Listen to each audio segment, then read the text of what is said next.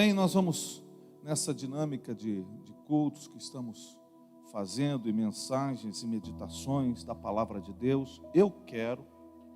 Sei que você fala assim, pastor, mas de novo. Esta palavra está ardendo no meu coração nas últimas semanas, e eu quero voltar a ela e de alguma maneira me deixar capturar pela vontade de Deus para esse tempo. Muitas vezes a gente não dimensiona isso. Obrigado, Miro. A gente não dimensiona isso de verdade, a gente não entende isso de verdade.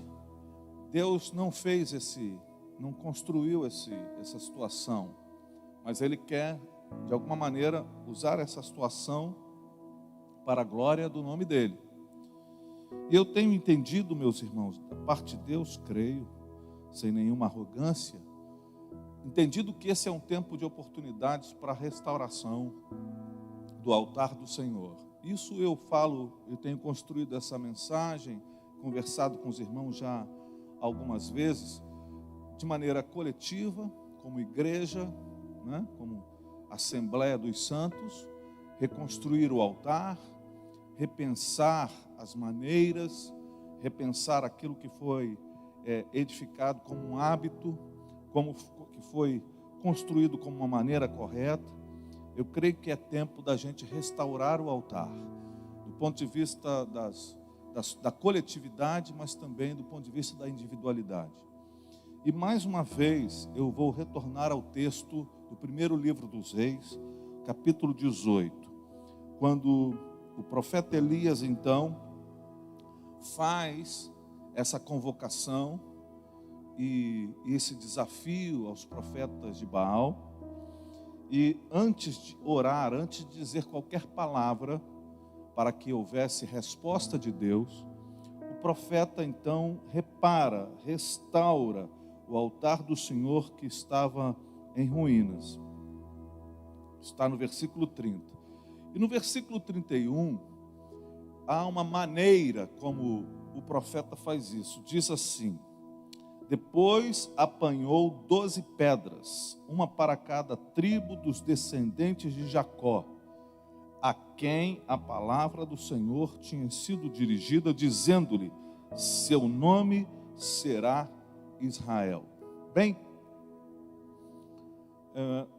Elias poderia ter erigido o altar, restaurado o altar, apanhado pedras e não ter falado absolutamente mais nada, não ter feito menção da história. Mas o que ele aponta aqui é para exatamente a história. Restaurar o altar, então, se relaciona com a história construída de Deus na vida das pessoas e das famílias. Ele nomeia as pedras, porque ele dá a cada pedra o nome de um dos filhos de Jacó. Só isso já nos faria pensar, já nos faria refletir sobre o porquê Elias deu nome a essas pedras que se encaixaram para a construção desse altar.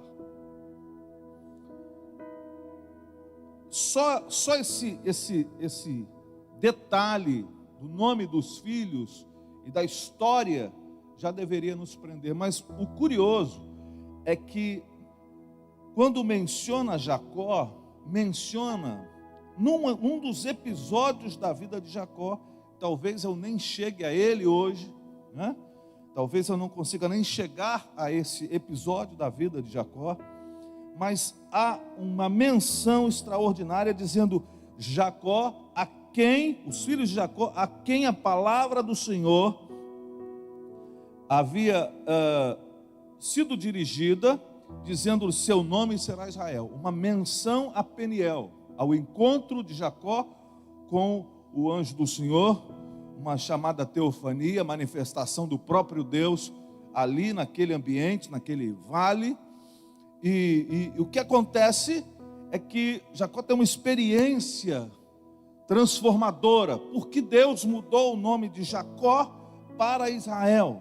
O que isso significava? Mas se nós não formos à história desse patriarca, talvez a gente não entenda a relevância deste altar restaurado a partir das transformações que sofremos, das transformações pelas quais Deus nos faz passar. Muitas vezes, no afã de reconstruir, de restaurar, nós pensamos em restaurar as liturgias. Por exemplo, há uma preocupação enorme, eu não digo que não seja legítima, mas há uma preocupação gigantesca sobre a restauração dos cultos presenciais.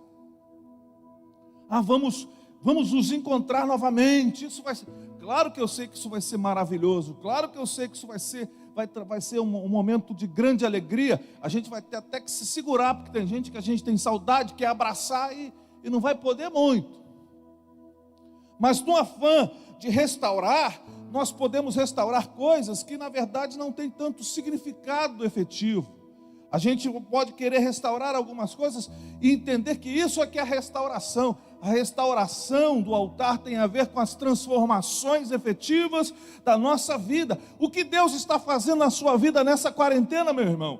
Quais são as coisas que Deus tem agido na sua vida? Quais são as transformações do seu caráter, na sua índole, na sua caminhada? Quais são as coisas que têm sido impressionadas da parte de Deus no seu coração para serem transformadas, para que quando ao chegarmos aqui, nós não sejamos mais os mesmos que éramos, mas agora transformados pelo poder do Senhor, para viver um novo tempo na dimensão daquilo que o Senhor propõe para nós.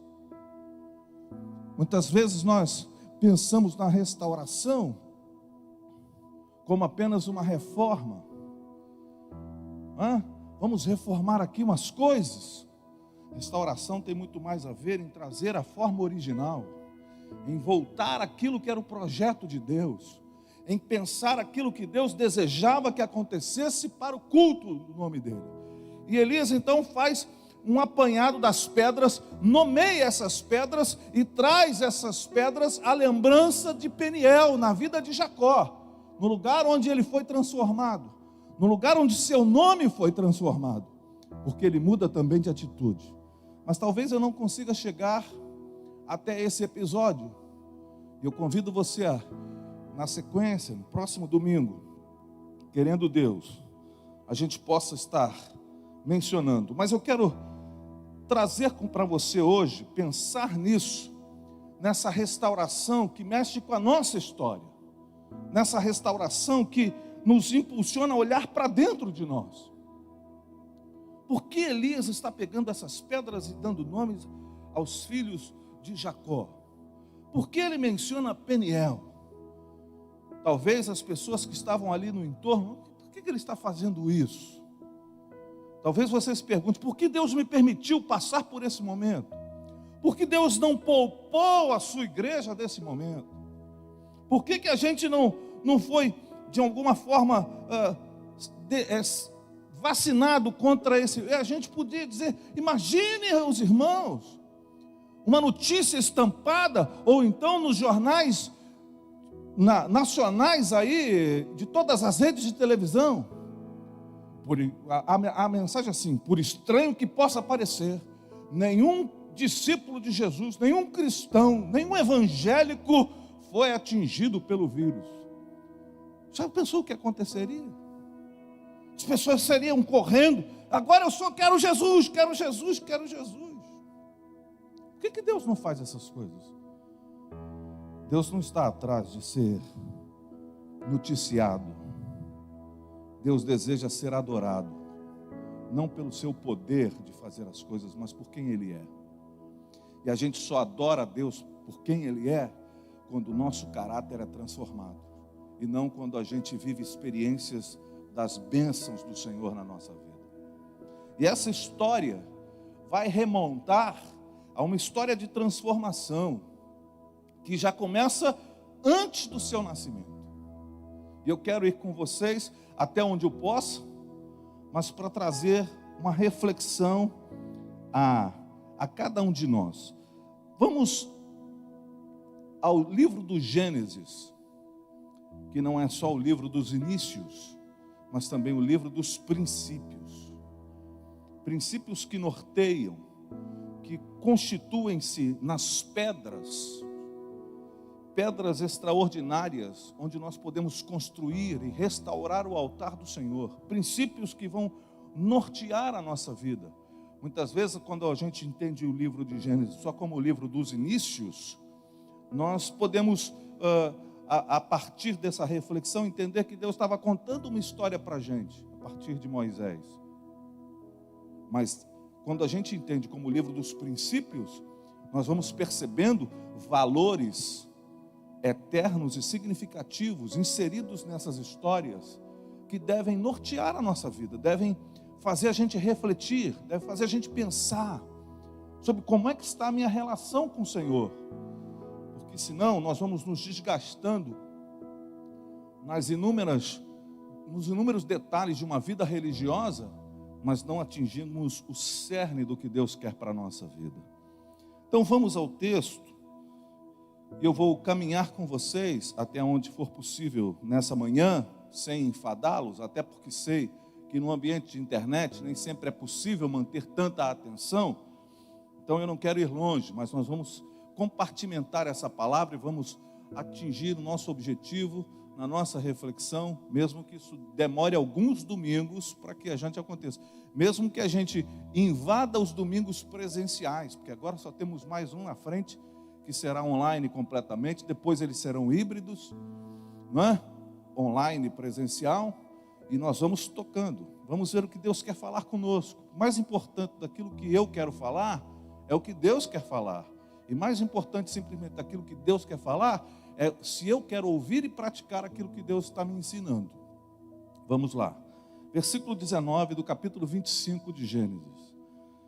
Essa é a história da família de Isaac, filho de Abraão.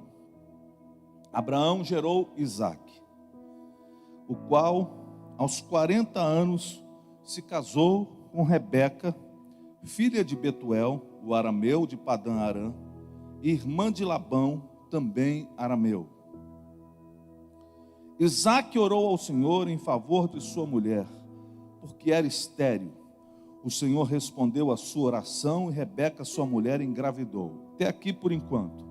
Essa história, até aqui, já é uma história de muita complexidade. Você pode, pegando as histórias anteriores, vendo quem era Isaac, o que aconteceu com o seu coração, como esse moço, ele cresce, mas ao mesmo tempo ele tem dificuldades nessa caminhada, e se casa aos 40 anos com uma das suas parentes, a irmã de Labão, que depois vai se transformar num processo difícil para a vida de seu futuro filho Jacó. E a Bíblia vai dizer no versículo 21 que Isaac orou ao Senhor em favor de sua mulher porque era estéril.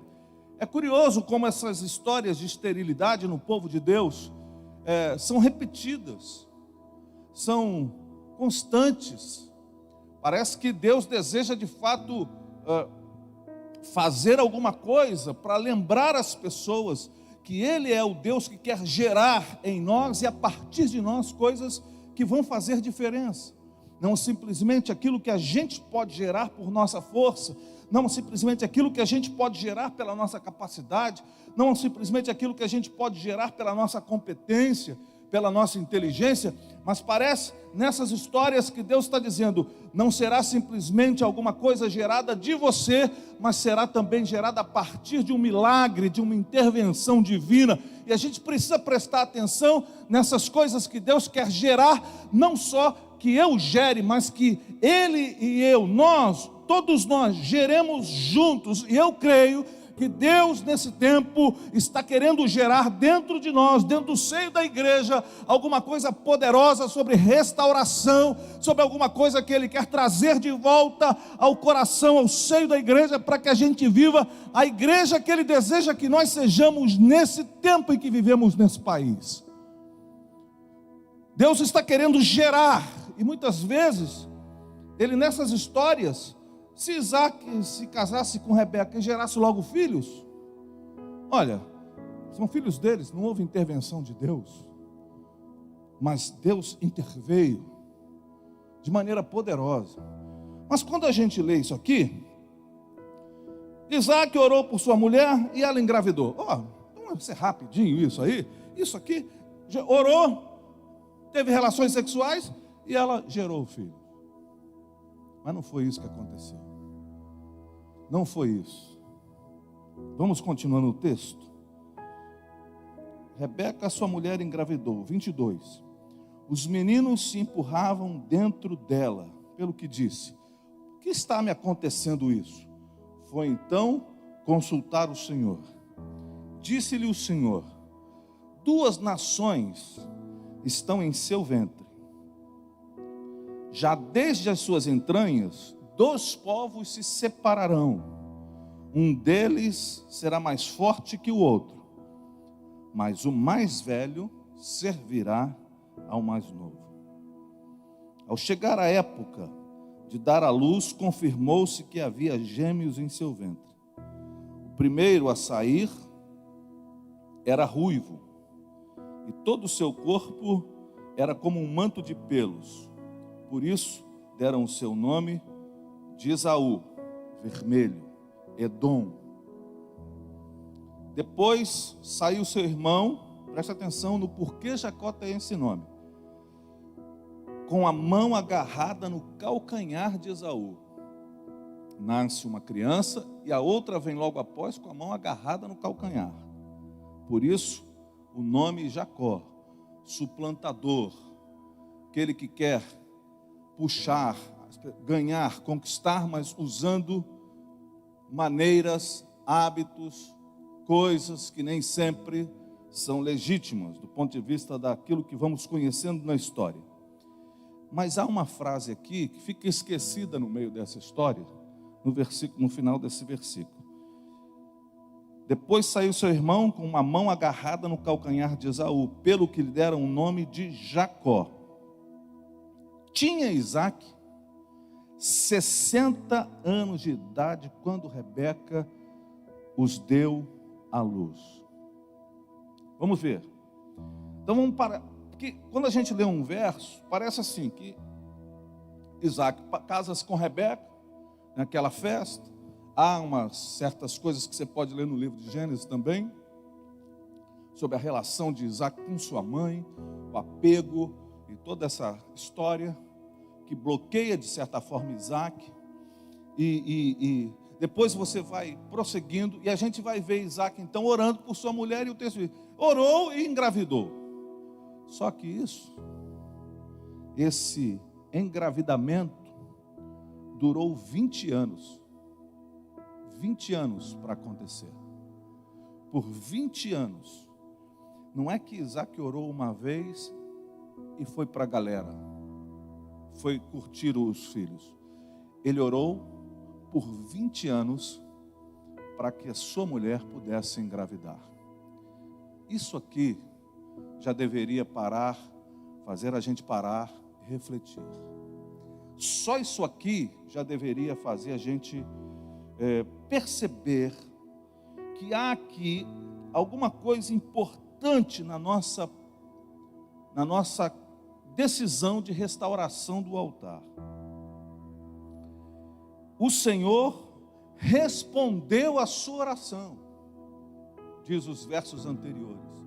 Mas essa oração não foi aquela oração que se faz assim: Senhor, me livra dessa situaçãozinha aqui, e já queremos uma resposta. Imagine vocês, esta pedra tão importante na restauração de um altar, a pedra que impede e que nos lembra que nós não devemos ser apressados nas coisas que buscamos em Deus. E eu tenho insistido nessa tese, nisso que a gente vai vendo como sociedade. Nós vivemos a correria, nós vivemos um tempo de grande correria, estamos estimulados a fazer as coisas com velocidade. O século XX e o século XXI são pródigos nesta aceleração da vida. A revolução tecnológica que estamos no meio dela faz-nos pensar em coisas e viver numa velocidade que a gente nem consegue acompanhar. Há pessoas que estão aqui assistindo às reuniões, participando, cultuando conosco online, que talvez nunca tivessem entrado nessas redes, nesses lugares, e a gente está pensando que é uma novidade, mas Meus irmãos, a vida já está numa correria assim. A gente está celebrando no Brasil, infelizmente, né? Quando a gente consegue atingir o 4G. A Europa já está partindo para o 5G. Os países do primeiro mundo. As coisas vão mudar completamente. As velocidades das coisas. Nós vamos poder assistir as coisas simultaneamente, numa mesma velocidade, sem precisar fazer download, sem precisar baixar nada. Simplesmente a velocidade vai ganhando proporções, e a nossa vida nós vamos nos inserindo nisso. E tem hora que a gente está correndo, sem saber nem por que estamos correndo. Isso me remete ao filme do Tom Hanks, o Forrest Gump, contador de história. Quando ele, no momento da sua jornada, ele começa a correr, e ele corre, ninguém sabe por quê. Ele vai cruzando os Estados Unidos para lá e para cá, e de repente tem uma multidão atrás dele. Ele está sendo seguido porque ele corre, e as pessoas correm atrás sem saber por que estão correndo. Muitas vezes nós estamos vivendo assim, meus irmãos. Queremos respostas rápidas. Ah, Senhor, eu venho aqui, me ajuda, eu tenho que ser agora, Senhor. E a gente esquece de textos como esse. A gente acha então que Isaac faz uma oração, vai lá, se deita com a sua mulher e ela engravida e Deus abençoou e acabou. Foram 20 anos. 20 anos Deus ouvindo o clamor daquele homem. 20 anos ele falando com Deus acerca de seu filho, de seus filhos. 20 anos ele buscando ao Senhor. Deixe-me dizer uma palavra ao seu coração. Esse Deus que responde a oração 20 anos depois é o mesmo Deus que ouviu a oração no primeiro momento que ele fez. Deus estava então forjando Isaac para esse tempo.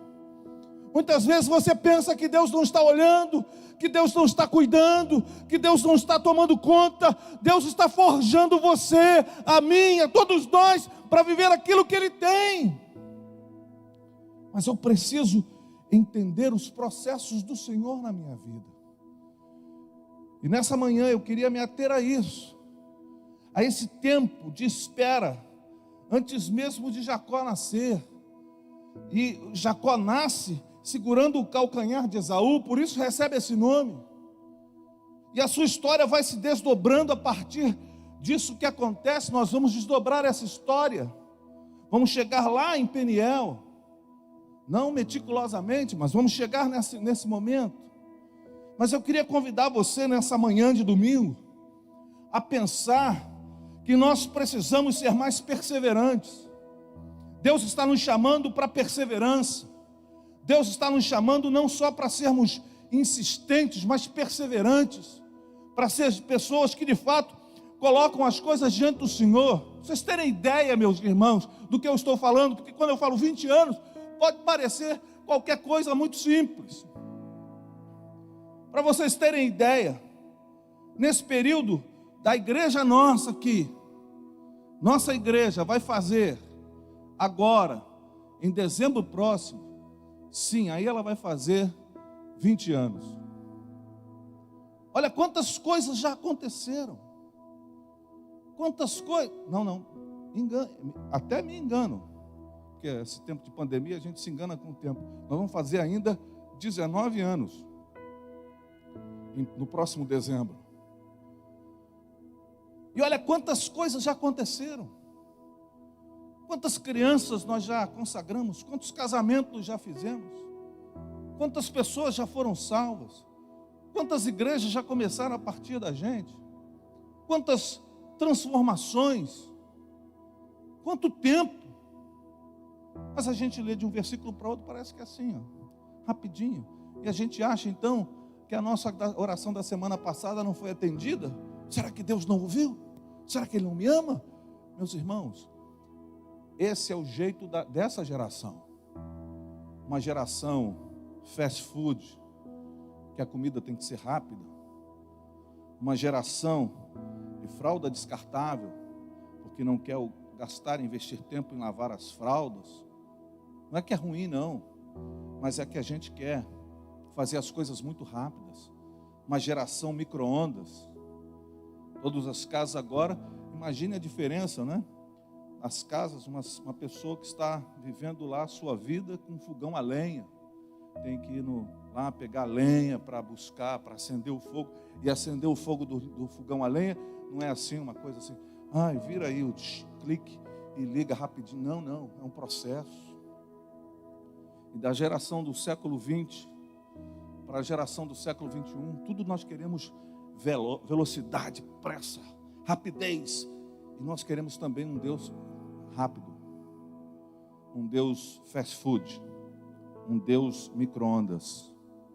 Nessa manhã, eu estou aqui para dizer que o altar que Deus espera que seja restaurado, fale de tempo com Ele, de uma relação duradoura, de perseverança e de coisas e de princípios elementares da fé que estão de verdade edificados na nossa alma, independente das circunstâncias que nós estejamos vivendo.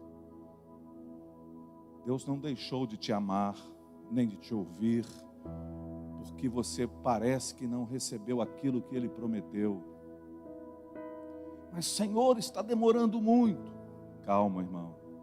Calma, irmã.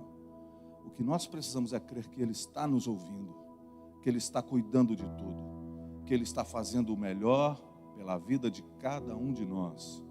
Então eu quero convidar você nessa manhã a entender que esse altar de restauração passa por uma transformação das nossas ações, das nossas atitudes, que são reflexos do caráter transformado. São reflexos de uma nova maneira de enxergar a vida, de uma nova forma de viver a vida. Mas, pastor, não dá tempo. E aí eu me pergunto, será que Jesus, quando propõe que nós, por estarmos ansiosos, deveríamos observar as aves e as flores, será que Jesus então estava fora do seu time? Jesus não entendia a correria? Jesus não entendia que as coisas poderiam ser vividas de maneira diferente? Será que ele não entendia? Mas Jesus não entendeu que eu não tem jeito, eu tenho que correr para viver a minha vida. Mas existem coisas na nossa devoção a Ele. Até entendo que existem práticas no mundo que vivemos, que você está inserido nele e você precisa fazer parte dessas práticas. Só que, na prática da nossa devoção, nós precisamos cumprir o propósito de Deus e não aquilo que a gente simplesmente quer ver, quer observar. Nós vivemos uma geração que quer resultados rápidos. Rápido. Tem que ser rápido. Corre. E quem não consegue correr, então é deixado de lado. Nós precisamos ter cuidado com isso, meu irmão, minha irmã. E rever valores fundamentais da nossa história, da nossa devoção, da nossa experiência com o Senhor, para que não sejamos atropelados por um culto que é feito, mas que não é para Deus. Lembre-se que naquela montanha, Elias repara o altar, mas havia tido culto há poucos momentos antes. Havia culto, havia liturgia, e um culto até com muita cena. Os profetas se cortando e fazendo tanta coisa para tentar chamar a atenção do seu Deus. Nosso Deus deseja que a gente diminua nosso ritmo na nossa experiência com Ele, na nossa caminhada com Ele, na nossa jornada com Ele. Isso então se constitui na maneira pela qual Deus deseja fazer alguma coisa na igreja brasileira nesse tempo. Nós precisamos ser uma igreja que corresponda aos anseios do próprio Senhor e não simplesmente aos anseios da sociedade. Há uma igreja que a sociedade deseja, mas há a igreja que Deus quer, a igreja dele, a igreja do Cristo. Mas ela tem fundamentos, princípios que não podem ser capturados, sequestrados pelas maneiras desse nosso tempo. Isaac ora por 20 anos e nós precisamos aprender a perseverança com o Senhor. Mas pastor, eu vi que teve uma pessoa aqui que recebeu oração e foi curada imediatamente. Vamos louvar a Deus por isso. Mas vamos entender que existem coisas que Deus vai querer gerar com muito tempo, porque não só vai transformar quem será gerado, ou o que será gerado, mas será também transformado o coração daquele que gera. E numa parceria com o Senhor, vão gerar coisas especiais, estratégicas, poderosas e transformadoras na vida das pessoas que estamos vivendo nesse tempo. Não é à toa que um dos males do nosso tempo é a ansiedade. E Jesus trata isso nos evangelhos, no seu sermão da montanha, ele trata disso. Ele perguntou: por que vocês andam ansiosos assim? Por que nós estamos assim? Por que essa correria? E Jesus está falando do tempo dele. Se Jesus então fosse traduzir esta palavra para o nosso tempo, ele estava falando de uma carroça puxada a cavalos, e hoje nós estamos falando de carros que andam a 200 km por hora, no mínimo. Se eles estavam ansiosos, imagine nós. Como podemos tratar isso? Quando a gente ouve a palavra de Deus e confia no Senhor, e desenvolve uma devoção e uma relação com o Senhor, que faça diferença. Então não vamos reconstruir o altar. Vamos fazer o altar aqui rapidinho. Vamos lá, gente. Vamos lá. Não é isso, não. Não é isso que Deus está esperando. Deus está esperando cuidado, zelo, efetividade. Nós não podemos ser resposta da sociedade para Deus. Precisamos ser resposta de Deus para a sociedade. Não podemos ser a igreja que a sociedade quer que sejamos. Nós precisamos ser a igreja que Deus gerou para ser. Jesus disse: eu edificarei a minha igreja, e as portas do inferno não prevalecerão contra ela. Muitas vezes nas portas do inferno a gente traduz isso como um Satanás atrás da porta com chifres vermelhos fedendo a enxofre.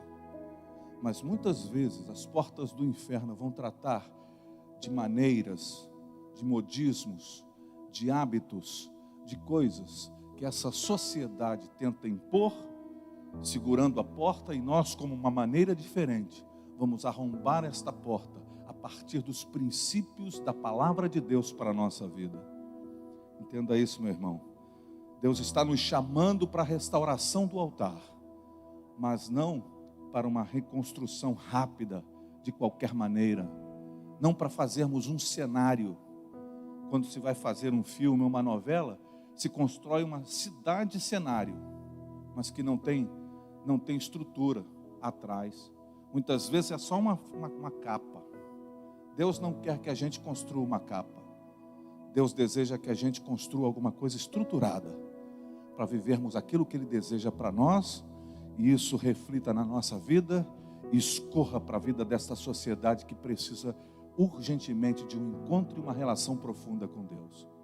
Que Deus ajude a você e a mim a sermos restauradores do altar do Senhor, mas na dinâmica do Senhor e não simplesmente na nossa. Que Deus nos abençoe em nome de Jesus.